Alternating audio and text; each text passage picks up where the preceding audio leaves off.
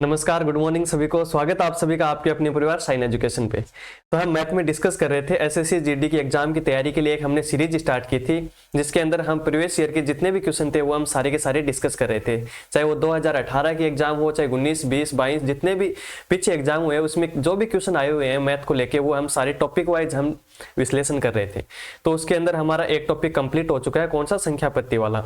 और अभी ये सेकंड टॉपिक चल रहा है एलसीएम और एचसीएफ का। तो इसकी एक क्लास हमने कल परसों देख ली और अब दूसरी क्लास है और आज इस टॉपिक को हम कंप्लीट करेंगे। तो देखो हमारे इंपॉर्टेंट क्वेश्चनों में सबसे पहला क्वेश्चन क्या है, 30, 36 और 40 के लघुत्तम समापत्ति को 10 से विभाजित किया जाता है तो परिणाम x का वर्ग है। तो और x का हमको मान ज्ञात करना है।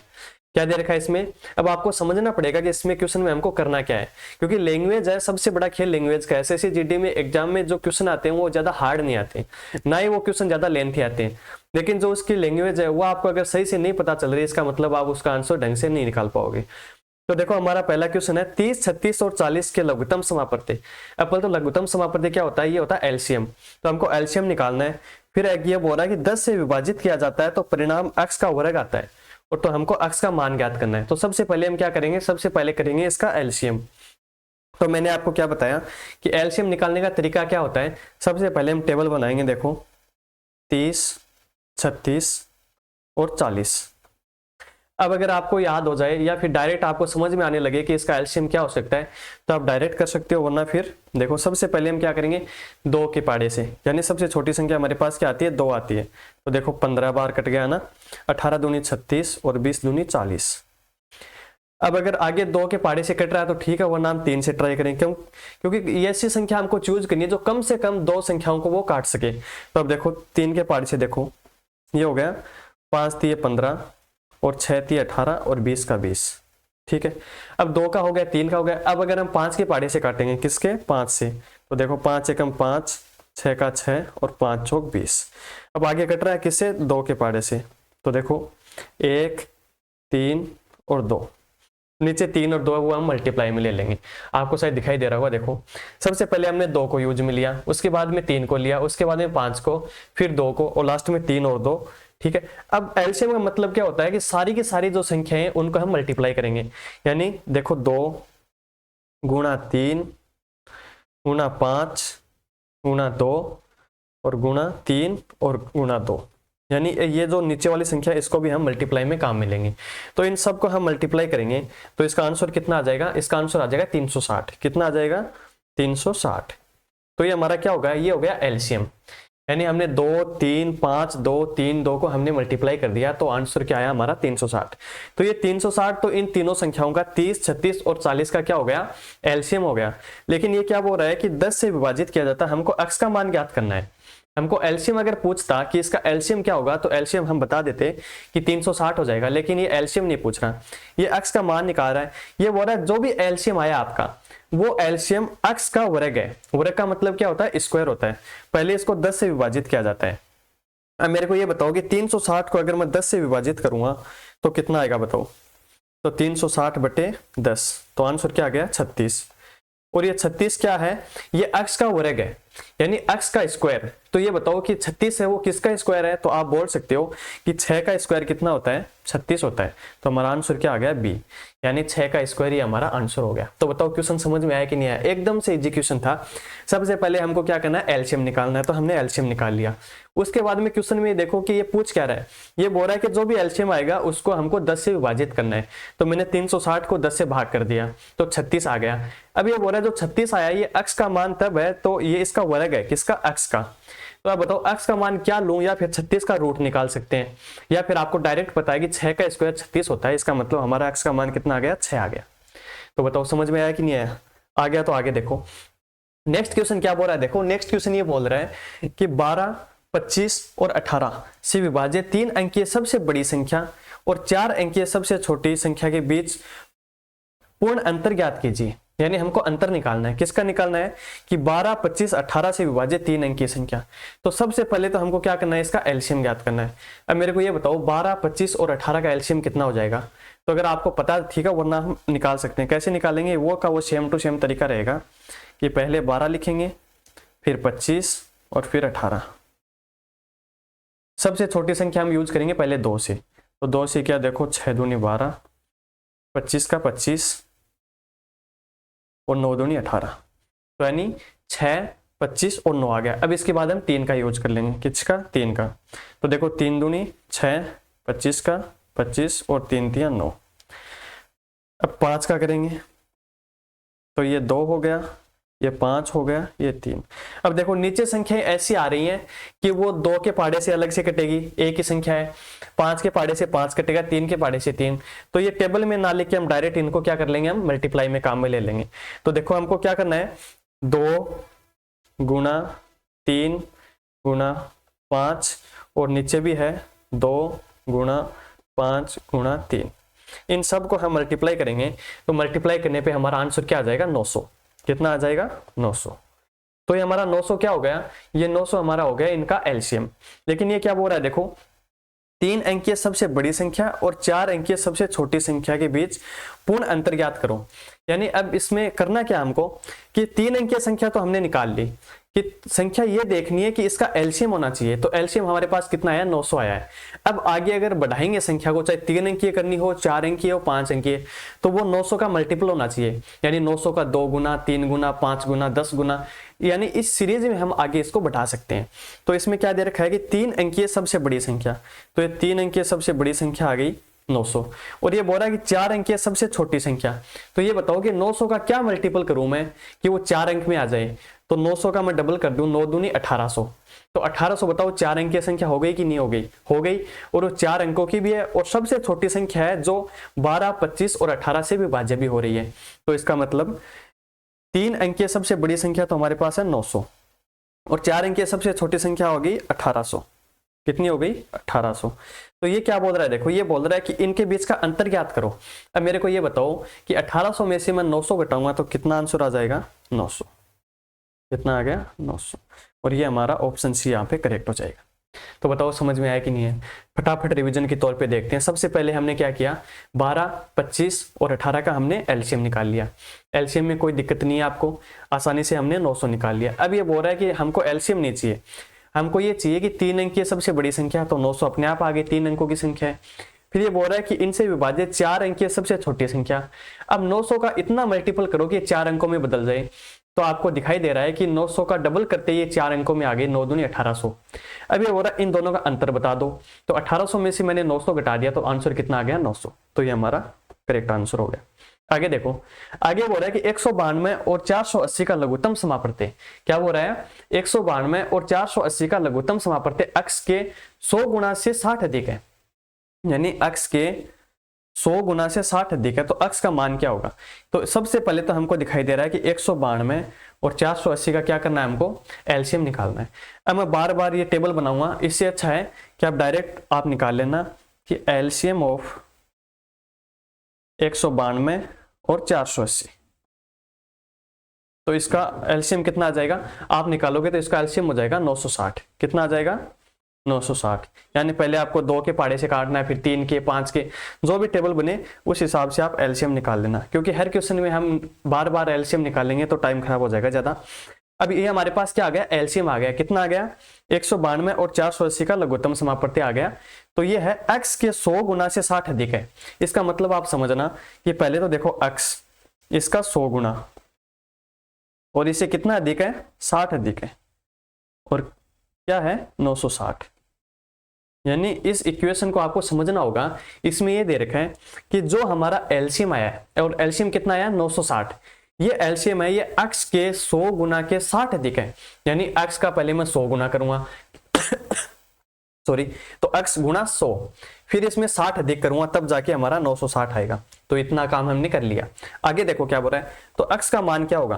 तो अब बताओ मेरे को, इस साइड में तो क्या हो गया, 100x हो गया, और ये 60 इस साइड में क्या है, प्लस का है, और ये बराबर की उस साइड जाए क्या हो जाएगा, माइनस का। तो देखो 960 में से मैंने 60 कम कर दिया, तो कितना आ गया, 900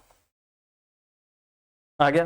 अब हमको निकालना अक्ष का मान। तो बताओ 900 के अंदर मैं 100 का भाग दूंगा तो कितना आ जाएगा, 9। यानी हमारा ऑप्शन 4 यहाँ पे करेक्ट हो जाएगा। तो बताओ इस क्वेश्चन में कोई दिक्कत, समस्या, परेशानी है क्या। इसमें क्या किया, सबसे पहले 192 और 480 का हमने लघुत्तम समापवर्त्य निकाल लिया। उसके बाद में जो आंसर आया उसको हमने 100 यानी अक्ष गुना 100 प्लस 60 के बराबर कर दिया और अक्ष का मान निकाल लिया। तो उम्मीद है ये क्वेश्चन भी आपको अच्छे से समझ में आ गया। आगे देखो, क्वेश्चन बोल रहा है कि दो संख्याओं का योग 21 है। ठीक है, ये बात हमको अच्छी लगी कि दो संख्याएं दे रखी है, उनका योग दे रखा है, कितना है, 21 है। उनके महत्तम समापत्ति और लघुत्तम समापत्ति क्रम से 7 और 14 है। तो दोनों संख्याओं के व्युत्क्रमाणु का योग हमको ज्ञात करना है। तो इसमें क्या दे रखा है, देखो दोनों संख्याएं दे रखी है, कितनी है, मान के चलो पहली संख्या मान ली x है और दूसरी संख्या हमने y मान ली। मानने में हमारा कुछ नहीं जाता, हम मान सकते हैं कि पहली संख्या x हो गई और दूसरी संख्या हमारी y हो गई। अब ये बोल रहा है इन दोनों संख्याओं का योग यानी x प्लस y, इसका मान दे रखा है कितना, 21 है। तो यहां तक भी हमारी कोई दिक्कत नहीं है, क्योंकि जो क्वेश्चन में दे रखा है वो हमको लेके चलना है। आगे बोल रहा है कि 21 है और उनका लघुत्तम समापत्ति 7 और महत्तम समापत्ति 14 है। यही तो दे रखा है, यानी महत्तम समापत्ति 7 है और लघुत्तम समापत्ति कितना है, 14 है। अब मेरे को ये बताओ, पिछली क्लास में हमने एक चीज डिस्कस की थी कि अगर हमारे पास एलसीएम हो, एचसीएफ हो, पहली संख्या दूसरी संख्या, अगर इसका कोई कॉम्बिनेशन बैठाना हो तो सबसे आसान कौन सा तरीका रहेगा, वही रहेगा पहली संख्या गुणा दूसरी संख्या बराबर होती है एलसीएम गुणा एचसीएफ की। तो हमारे पास सीधी सी बात है कि 7 है, यानी एलसीएम गुणा एचसीएफ बराबर होती है पहली संख्या और गुणा दूसरी संख्या की। बताओ यहाँ तक कोई दिक्कत समस्या परेशानी है तो नहीं है ना। और हमारे पास पहली संख्या क्या है, दूसरी संख्या क्या है, तो पहली संख्या हमारे पास x है और दूसरी संख्या हमारे पास y है। यहाँ तक कोई दिक्कत नहीं है आपको। अब मेरे को ये बताओ कि x और y यहाँ से कितना निकल के आ गया, यहाँ से आ गया x y का मान आ गया 14 संति 98, कितना आ गया, 98। और हमारे पास पता है कि x प्लस वाई का मान कितना है, तो x प्लस वाई का योग है वो 21 है। अब हमको माइंड में थोड़ा सा दिमाग लगाना है कि इसमें हम क्या संख्या लें कि दोनों का योग तो 21 हो जाए और दोनों का मल्टीपल क्या हो जाए, 98 हो जाए। तो आप बता सकते हो कि वो संख्या कौन कौन सी होगी। तो आप देख सकते हैं कि 14 और 7, 14 संख्या 98 यहाँ पे डायरेक्ट भी हो रहा है और इनका योग भी 21 हो रहा है। तो मैं बोल सकता हूँ कि x और y का जो वैल्यू है वो कितना आ जाएगा, वो आ जाएगा 7 और 14। कितना आ गया, 7 और 14, या फिर हम 14 और 7 लिख सकते हैं, या 7 और 14 एक ही बात है। यानी हम इक्वेशन दे रखा है, ये मान लो पहला इक्वेशन है और ये हमारा पास दूसरा इक्वेशन है। अगर आप वैसे निकालना चाहो तो क्या करेंगे, यहाँ से देखो, या तो फिर x प्लस वाई बराबर क्या है, 21 है, तो यहाँ से x की वैल्यू निकाल लो और x की वैल्यू जो आएगी, यानी x की वैल्यू कितनी आ गई, 21 माइनस वाई, वो 21 माइनस वाई यहाँ पे रख के और 98 के बराबर करो और यहाँ से y का मान और x का मान आ जाएगा। तो मैं यहाँ से डायरेक्ट बता रहा हूँ कि x की वैल्यू आ गई 14 और y की वैल्यू आ गई 7 और इन दोनों का योग कितना हो रहा है, 21 हो रहा है। तो यहाँ से कोई दिक्कत नहीं है। अब ये क्या बोल रहा है, देखो दोनों संख्याओं के व्युत्क्रम का योग बताओ।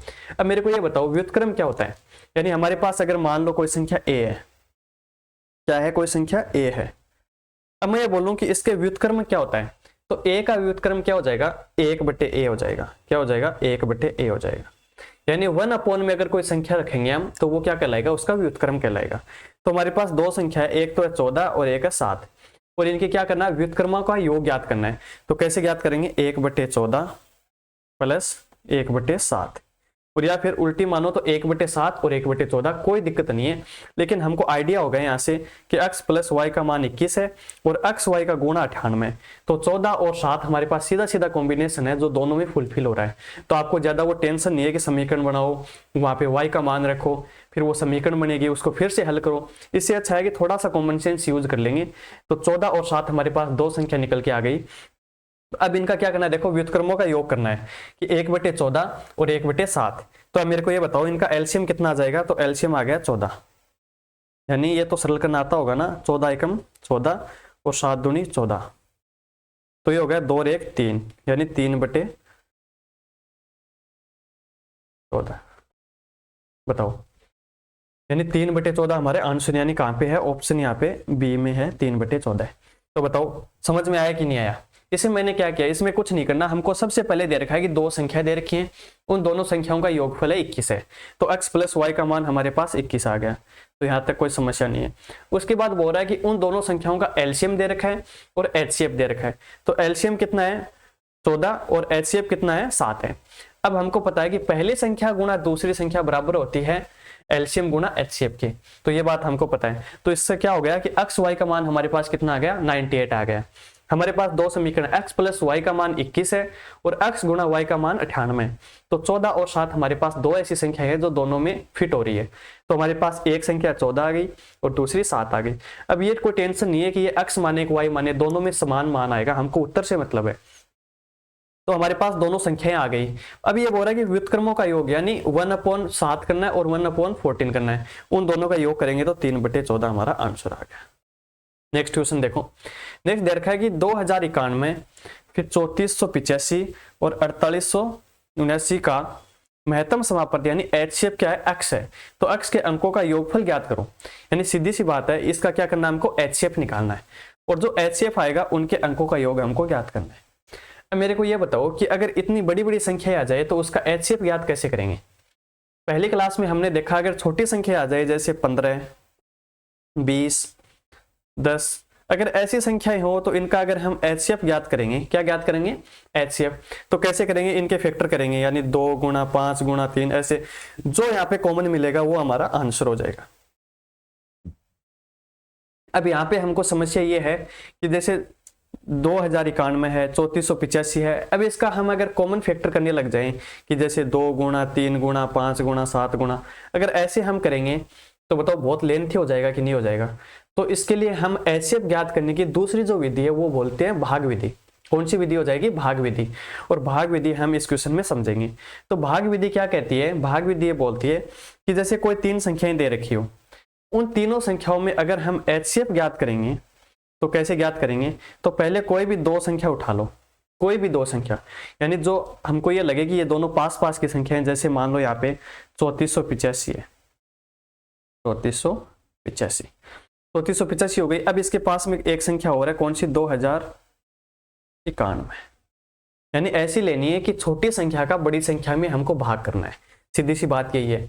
अगर हम बड़ी संख्या बाहर ले लें, छोटी संख्या अंदर रखेंगे तो बताओ भाग कैसे करेंगे, नहीं करेंगे ना। अब देखो इसमें एक बार भाग जा रहा है तो एक बार भाग देंगे तो ये आ जाएगा 2091, कितना आ गया, 2091।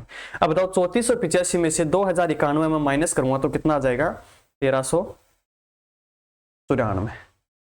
अब हमको क्या करना है, देखो यहाँ तक स्टेप कंप्लीट हो गई, क्योंकि छोटी क्लासों में हमने भाग देना सीखा था। तो ऐसे ही करते हैं कि भाग गया एक बार जाने पे इतना शेषफल आ गया। अब यहाँ पे क्या करना है, हमको एक स्टेप आगे बढ़ाना है, यानी जिस संख्या का हमने भाग दिया था उस संख्या को अब आगे यहाँ पे नोट डाउन करना है। तो यानी 91, समझ में आया कि नहीं आया। यानी इसमें क्या करना है कि सबसे पहले हमको एक संख्या लेनी है जो बड़ी हो और बाहर हो छोटी, तो उसका हमको भाग करना है। भाग करने के बाद जो शेषफल आएगा कि आगे भाग नहीं जा रहा, वहां पे हम रुकेंगे और रुकने के बाद में जिस संख्या को हमने शुरू में काम में लिया था उसमें हम भाग देंगे। तो बताओ 1394 में 2091 में भाग देंगे, एक बार जाएगा, कितना आया, 1394।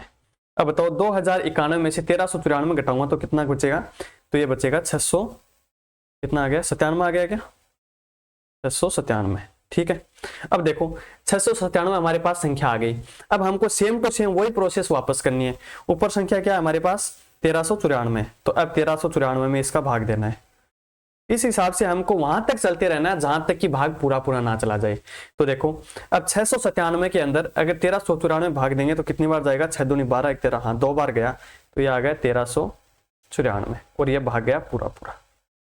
पहले तो इस स्टेप को समझो, क्या करना हमको, भाग विधि से HCF ज्ञात करेंगे। तो हमेशा याद रखना एग्जाम में ऐसे क्वेश्चन आएंगे कि 1 बार 2 बार 3 बार, इससे ज्यादा हमको भाग देने की जरूरत नहीं है। तो देखो यहाँ पे 2 संख्या हमने चूज कर ली, 2091 और 1385, तो भाग गया एक बार जाने के बाद में शेषफल बचा हमारा 1394। अब उस 1394 का भाग देना है हमको, जो पहले हमने जिसका भाग दिया था, किसका दिया था, 2091 का, तो उसमें दे दिया, वो भी एक बार गया, हमारे पास आ गया 697। अब आगे नहीं जा रहा, तो अब 697 के अंदर 697 का 1394 में भाग देना, यानी ये स्टेप कंटिन्यू चलती रहनी चाहिए। ये संख्या यहाँ से यहाँ पे यहाँ पे यहाँ पे, ठीक है, कंटिन्यू। तो अब बताओ लास्ट में हमारे पास शेषफल आ गया 0। तो ये जो लास्ट में संख्या निकल के आई है कौन सी वाली, ये 697 जिसका भाग पूरा पूरा गया है, ये संख्या हमको यहाँ पे चूज करनी है। चूज कर ली। अब इस संख्या का भाग देना है जो बाकी संख्या रह गई। तो मेरे को ये बताओ, क्वेश्चन में 3 संख्याएं थी, हमने 2 को तो यूज कर लिया, तीसरी संख्या कौन सी बची है, 4879। अब इस संख्या के अंदर क्या करना है, 4879 के अंदर, और जिस संख्या का भाग पूरा पूरा गया था उसका हमको भाग देना है।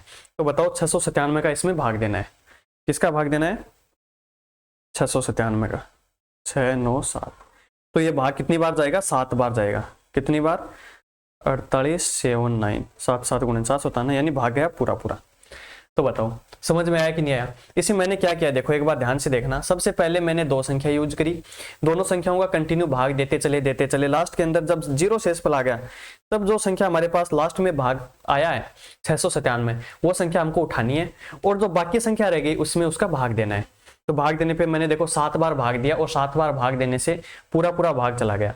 तो इसका मतलब लास्ट में कौन सी संख्या ऐसी बची है जिसका भाग पूरा पूरा गया, तो वो है 697। तो यही हमारा HCF हो जाएगा। HCF कितना हो गया 697। बताओ समझ में आया कि नहीं आया। यानी 697 ऐसी संख्या है जिसका ये लास्ट तक भाग जाके और जीरो शेषफल बच रहा है। तो ये हो गया HCF। अब क्वेश्चन में क्या बोला है देखो कि HCF x है तो x के अंकों का योगफल ज्ञात करो। अब मेरे को ये बताओ कि 697 में अंक कितने हैं, 6 9 7। अब इन सबको हमको जोड़ना है और जोड़ेंगे तो आंसर कितना आ जाएगा, 22 आ जाएगा। यानी ऑप्शन बी हमारा यहाँ पे करेक्ट हो जाएगा। तो ये होती है भागफल विधि HCF ज्ञात करने की। अगर उम्मीद है समझ में आ गया तो ठीक है, वरना एक काम करना, आप इस तरह के आप और एग्जाम्पल लेना और उसको इसी तरह से करके देखना, आंसर आएगा हमेशा। आगे देखो नेक्स्ट सेम टू सेम यही क्वेश्चन है। 3073, 1756 और 4829 का महत्तम समापन यानी HCF x है तो x के अंकों का गुणनफल ज्ञात करना है। यानी पीछे हमने क्या किया था, पीछे हमने किया था कि x था उसके अंकों का योगफल ज्ञात किया था। सेम टू सेम क्वेश्चन है, उसी में हम गुणनफल ज्ञात करेंगे। तो ये एक क्वेश्चन हम और करके देखेंगे जिससे आपको कन्फर्म समझ में आ जाएगा कि हाँ ये भाग विधि होती क्या है। तो देखो सबसे पहले हमको दो संख्या उठानी है जो पास पास की हो। जैसे पहली संख्या क्या है 3073 और इसमें मैं भाग दे रहा हूँ 1756 का, यानी 1756 छोटी संख्या, इसका हम भाग देंगे। अब मेरे को ये बताओ कि 3073 के अंदर 1756 कितनी बार जाएगा, एक बार जाएगा, क्योंकि दो बार जाते हैं तो ये बड़ी संख्या बन गई इससे। तो ये हो गए 1756। बताओ कितनी बार भाग गया और शेषफल क्या आ गया 1317। कितना आ गया 1317। अब मैंने क्या बताया, जो शेषफल बचेगा उसके अंदर पहले वाली जो संख्या है उसका हमको भाग करना है। तो देखो 1317 के अंदर किसका करेंगे अब 1756 से। तो बताओ कितनी बार जाएगा, ये भी एक बार जाएगा, यानी 13 दूनी 26 तो एक्स्ट्रा हो गया, तो ये हो गया 1317। अब बताओ 1756 के अंदर 1317 हम घटाएंगे तो कितना बचेगा 439 बच गया। अब इस 439 का और किस में भाग करेंगे 1317 में, यानी ये सीरीज चलती रहनी चाहिए तब तक जब तक कि भाग पूरा पूरा ना चला जाए। अब ये देखो 4 3 12, यानी 3 बार भाग पूरा पूरा जा रहा है, ये हमारा यहाँ पे 0 हो गया। तो बताओ समझ में आया, ये हो गई हमारी फर्स्ट स्टेप।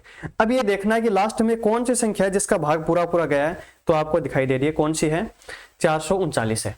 अब इस 439 का जो संख्या बच गई उसमें हमको भाग देना है। तो बताओ कौन सी संख्या बच गई, तो 4829 बच गया। इसके अंदर हमको क्या करना है 439 का भाग देना है।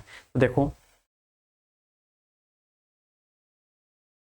4829 और इसके अंदर किसका भाग देंगे 439 का, इसका भाग दे रहे हैं हम 439 का भाग दे रहे हैं। तो बताओ कितनी बार जाएगा 439 का भाग देंगे एक बार जाएगा, कितनी बार एक बार, तो ये आ गया 439।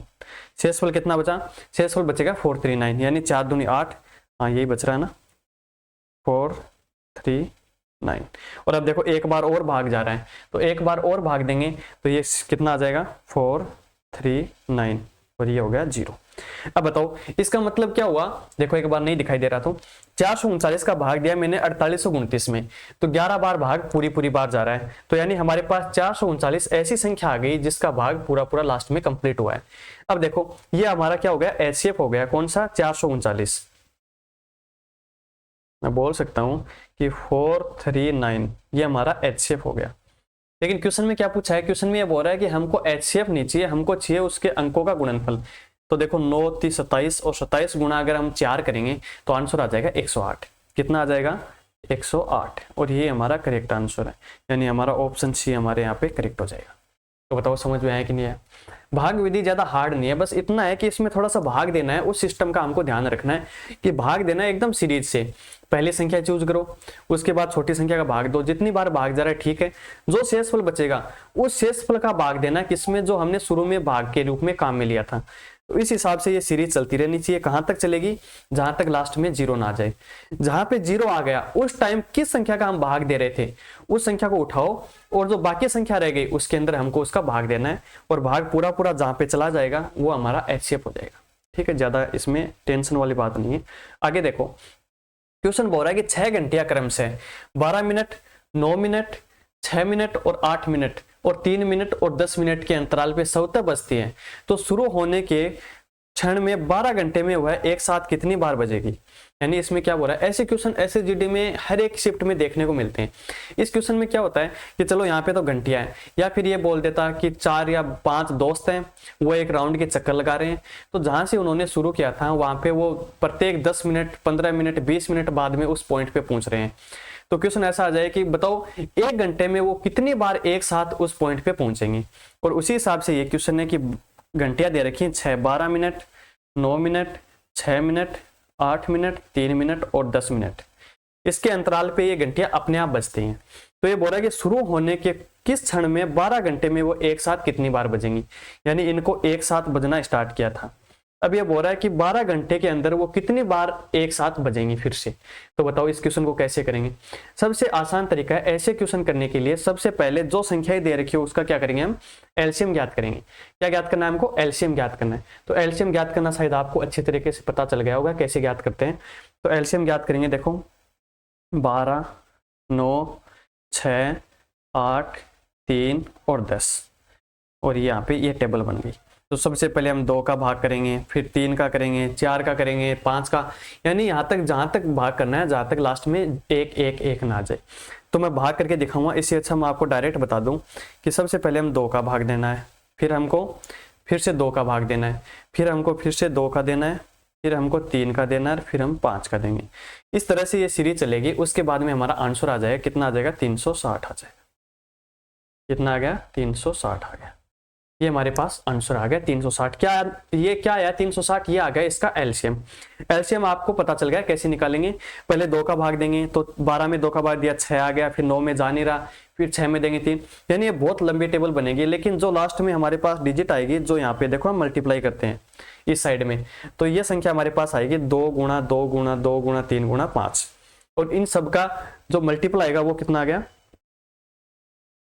1 मिनट, 1 3 और आएगा यहाँ पे 3 और आ जाएगा, है ना। तो ये हो गया 360। अब मेरे को ये बताओ कि 360, अब ये बोल रहा है कि 12 घंटे में, यानी मिनट की बात चल रही है ऊपर। तो अब मेरे को ये बताओ 1 घंटे में कितनी मिनट होती है, 60 मिनट। तो मैं बोल सकता हूं यहाँ पे कि 360, और हम 1 घंटे की बजाय हम अब 1 मिनट की बात करेंगे। ये बोल रहा है घंटे में, तो हम घंटे में चेंज करेंगे तो क्या करेंगे, मिनट को घंटे बदलने के लिए क्या करेंगे, हम 60 का भाग देंगे। तो ये हमने 60 का भाग दे दिया। तो कितना आ गया, 360 में मैं 60 का भाग दूंगा तो ये आ जाएगा 6। यानी अब मैं बोल सकता हूं कि प्रत्येक 6 घंटे बाद वो एक साथ बजेंगी। इसका मतलब ये हो गया कि प्रत्येक 6 घंटे में वो एक साथ बजेंगी। अब ये बोला कि 12 घंटे में वो कितनी बार एक साथ बज जाएंगी। तो अब मेरे को ये बताओ कि हर 6 घंटे के बाद में वो सारी की सारी एक साथ बजेंगी। तो 12 घंटे में कितनी बार बजेंगी, 2 बार, यानी 6 दूनी 12, यानी आंसर हमारा 2 हो गया। इस क्वेश्चन को एक बार फिर से देखते हैं। इसमें क्या करना है, सबसे पहले तो ये देखना है हमको कि क्या क्या संख्या हमको दे रखी है, उन सभी का क्या करना है, हमको पहले एलसीएम निकालना है। और एलसीएम आपको आसानी से पता चल गया है हम कैसे निकालेंगे। सबसे पहले टेबल बनाएंगे, उसके बाद में जो भी 2 3 5 कंटिन्यू हम कट करेंगे, लास्ट में 1 1 1 तक वहां पर कट करना है। उसके बाद में सभी को हम मल्टीप्लाई करेंगे। मल्टीप्लाई करने पर हमारे पास आंसर आ जाएगा, जो आ जाएगा इनका एलसीएम। अब ये जो एलसीएम आएगा, ये क्या आएगा कि वो सारे के सारे एक साथ बजेंगी। लेकिन ये बोल रहा है कि एलसीएम आ गया मिनट में और हमको चाहिए घंटे में।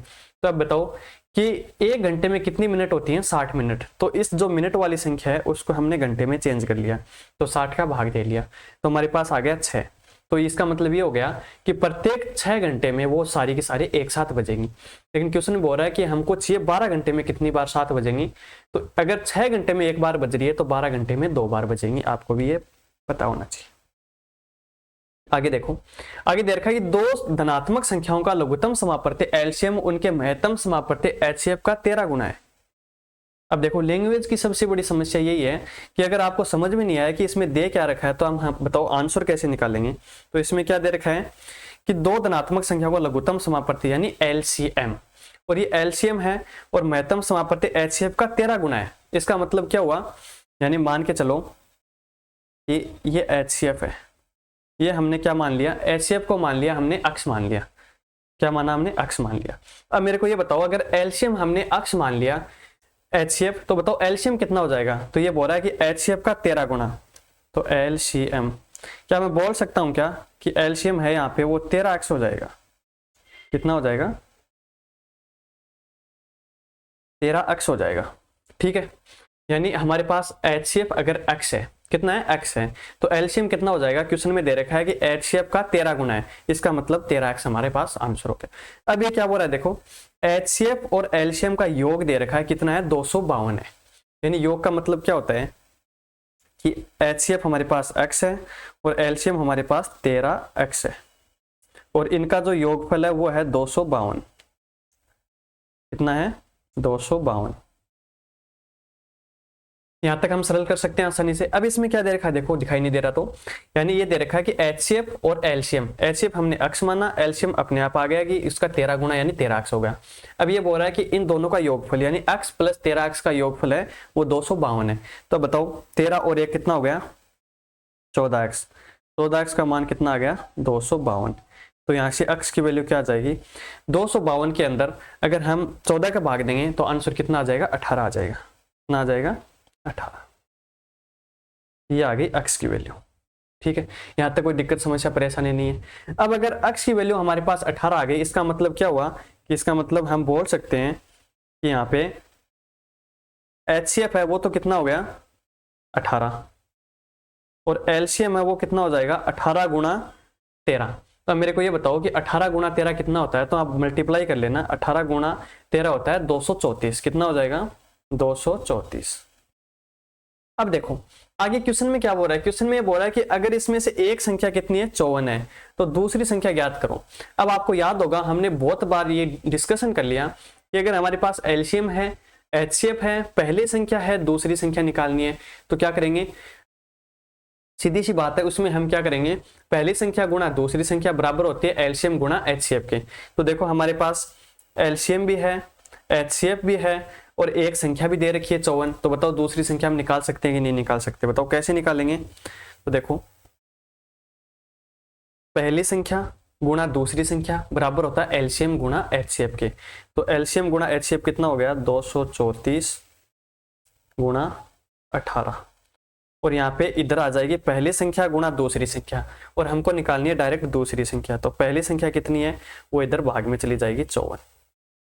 तो 18 18 54 3 बार, और 234 को मैं 3 से कट करूंगा तो वो आ जाएगा 78। कितना आ जाएगा? 78। तो ये हमारा आंसर हो गया, यानी हमारा ऑप्शन यहाँ पे बी करेक्ट हो जाएगा। तो बताओ समझ में आया कि नहीं आया? इस क्वेश्चन में हमको कुछ नहीं करना, डायरेक्ट ये देखना है कि HCF कितना है, नहीं दे रखा तो x मान लिया। LCM कितना है उसका 13 गुणा, तो 13x हो गया। फिर दोनों का योग दे रखा है कि दोनों का योग है वो कितना है? 252 है। तो x प्लस 13x 252, यानी 14x का मान कितना हो गया? 252। तो x की वैल्यू हमारे पास आ गई 18। x की वैल्यू अगर 18 आ गई, इसका मतलब HCF अपने आप कितना आ गया? 18 आ गया। HCF 18 है, LCM निकल के आ गया 234। अब हमारे पास दे रखा है क्वेश्चन में कि एक संख्या है वो 54 है, तो दूसरी संख्या कितनी हो जाएगी? तो सीधी सी बात है, हमारे पास उत्तर है पहली संख्या गुणा दूसरी संख्या बराबर होती है LCM गुणा HCF की। नेक्स्ट देखो, पहले 4 अभाज्य संख्याओं के लघुत्तम समापवर्ती यानी LCM का पहली 3 भाज्य संख्याओं के महत्तम समापवर्ती HCF का अनुपात ज्ञात करना है। सबसे पहले तो आपको यह पता होना चाहिए कि अभाज्य संख्याएं कौन सी होती है, भाज्य संख्याएं कौन सी होती है, और सम संख्याएं, विषम संख्याएं, ये सारी की सारी बेसिक चीजें जो आपको पता होनी चाहिए। तो सबसे पहले दे रखा है कि पहली 4 अभाज्य संख्या। अब मेरे को तो ये बताओ पहले कि अभाज्य संख्याएं कौन सी होती हैं? अभाज्य संख्याएं वो होती हैं जिसका खुद के अलावा यानी स्वयं के अलावा या फिर एक के अलावा किसी का भी भाग नहीं जाता हो। तो पहले 4, इसका मतलब 1 से स्टार्ट करना है, 1 को काउंट नहीं करना। 1 न तो भाज्य है न अभाज्य है। तो देखो सबसे पहली संख्या क्या हो जाएगी, मैं लिखूं अभाज्य संख्या। कौन सी है? अभाज्य संख्या। तो अभाज्य संख्या कौन सी हो जाएगी? 2 हो जाएगी, 3 हो जाएगी। देखो 2, 3, 5 और 7, ये तो हो जाएंगी 2, 3, 5 और 7। ये क्या हो गई? ये हो गई अभाज्य संख्या पहली 4। यानी 2 के अंदर 2 के अलावा किसी का भाग नहीं जा रहा, 3 में 3 का ही भाग जाता है, 5 में 5 का ही जाता है, 7 में 7 का। अब आगे बोल रहा है कि पहले 3 भाज्य संख्याएं। अब मेरे को ये बताओ भाज्य मतलब क्या होता है? भाज्य का मतलब वो होता है कि जिसके अंदर खुद का भी जा रहा हो और खुद के अलावा किसी और संख्याओं का भी भाग जाता हो। तो बताओ स्टार्टिंग करें तो 2 और 3 तो हमने काउंट कर ली। उसके बाद देखो भाज्य संख्या की बात चली है, तो भाज्य संख्या कौन कौन सी हो जाएंगी? 4 हो गई, 4 के बाद में 6 हो गई और यहाँ पे 8 हो गई। 4 6 8 ये क्या हो गई भाज्य संख्या। क्यों, इसमें 2 का भाग जा रहा है, 6 में 3 का भाग जा रहा है, तो इसके मतलब ये भाज्य संख्या। अब देखो आगे क्या बोल रहा है, तो ये बोल रहा है पहली 4 अभाज्य संख्याओं का तो क्या करना है, एलसीएम निकालना है। क्या निकालना है हमको, एलसीएम निकालना है। तो अब ये बताओ मेरे को 2 3 5 और 7 क्या है, 2 3 5 7 इनका एलसीएम कितना हो जाएगा। तो आपको पता होना चाहिए कि पहले 4 जो संख्या दे रखी है 2 3 5 7 उसका क्या हो जाएगा 210। एलसीएम कितना हो जाएगा 210। अब आप ये बोलोगे कि कैसे निकालें, तो कैसे निकालो, पहली बात तो ये देखो कि ये सारी की सारी अभाज्य संख्या है तो किसी से कटेगी नहीं, तो कटेगी नहीं तो आप इसको डायरेक्ट गुणा कर सकते हो। 7 गुणा 5 35, 35 दूनी 70 और 70 गुणा 3 कितना होगा 7 21 यानी 210। ठीक है, सारी की सारी मल्टीप्लाई हो गई यहाँ पे, तो ये हो गया एलसीएम। आगे बोल रहा है कि पहली 3 भाज्य संख्याओं का महत्तम समापति यानी एचसीएफ।